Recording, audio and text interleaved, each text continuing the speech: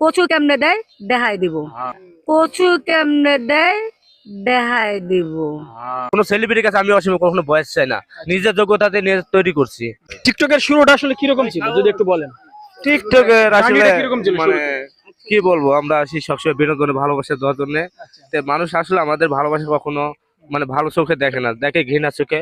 আর বিষয়টা হচ্ছে আমাদের অনেক, কিন্তু আমরা আসলে মেয়েদের আসে, আমরা সবাই ভিডিও করি ভাই বোনের মতন, কিন্তু এটা কিছু মেয়ের আছে তারা চোখে প্রতিবাদ করে নাকি আরেকজন মেয়েকে নিয়ে চলে গেছে, আরেকজনের সাথে প্রেম প্রীতি করতে। আসলে এটা কিছু না, আমরা বিনোদন আসছি, বিনোদন একজনের সাথে একজন ভিডিও করতে পারি, এটা আমাদের কিন্তু আসলে একটা কথা আপনার আমি দর্শককে বলি, যারে নিয়ে টুল করে তাদের সমস্যা কি, ওর লাভটা কি যে ওরে নিয়ে টুল করা, পারলে আমাকে নিয়ে করো।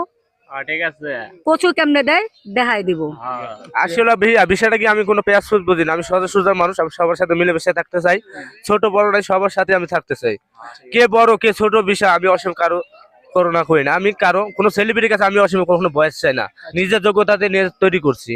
তো ভাই আসলে কি কোনো সেলিব্রিটির কাছে যে আপনি তেল মারতে হবে না, আপনি নিজের যোগ্যতা দিয়ে আপনি নিজে ভাইরাল করতে পারবেন। কিভাবে? আপনার পরিশ্রম দিয়ে, আপনার কষ্ট দিয়ে ভিডিও কোয়ালিটি ভালো করেন, টিকটক কোম্পানি আপনি এমনি ভাইরাল করবেন, দর্শকের কাছে এমনি ভিডিও কোয়ালিটি থাকবে। আচ্ছা ওয়াসিম ভাইয়া, আপনি সোশ্যাল মিডিয়া স্যার এমনি তার কি করেন? আমি বাইরে একটু কাজ টাজ করে, এটাই আমার নিয়ম। টিকটকে বিনোদন, এই যে টিকটক মানে শুরুতে করতেন বা এখন তো আপনি ভাইরাল, বাংলাদেশে মোটামুটি পরিচিত মুখ, তো শুরুর দিকে আপনার আত্মীয় স্বজন বা পরিচিত জনরা কি বলতো আপনাকে? পরিচিত আগে ভালোবাসতো, এখন কিন্তু আমাকে ঘৃণা চোখে দেখে সবাই, আমার ফ্যামিলির লোকেরা। তার কারণে যে কিছু কিছু কিছু মেয়ের আছে, কিছু বয়স দিয়েছে, এলে আমার ফ্যামিলি থেকে আমাকে মানে ঘৃণা আচ্ছা, চোখে মানুষ দেখে। কি বলে সেটা বড় কথা না, আপনার ফ্যামিলি কি বলে, ভাবি কি বলে? ফ্যামিলি কি বলবে, তুমি ভিডিও কর, তোমার তো আমি তো না করি না, কিন্তু এমন কোনো কাজ করো না যে আমাদের নিজের ইজ্জত মান সম্মান কখনো বিক্রি হয়ে যায়। কিন্তু কিছু কিছু মেয়েদের জন্য আমাদের কিন্তু মান সম্মান ইজ্জত বিক্রি হয়ে যাচ্ছে। যে আমি ওই তারই বলতেছি, বোন আপনারা আসছেন বিনোদনে, কিন্তু আমি কিন্তু আপনাদের সবসময় বিনোদন দিই, বিনোদন দেওয়ার কোনো অপরাধ না।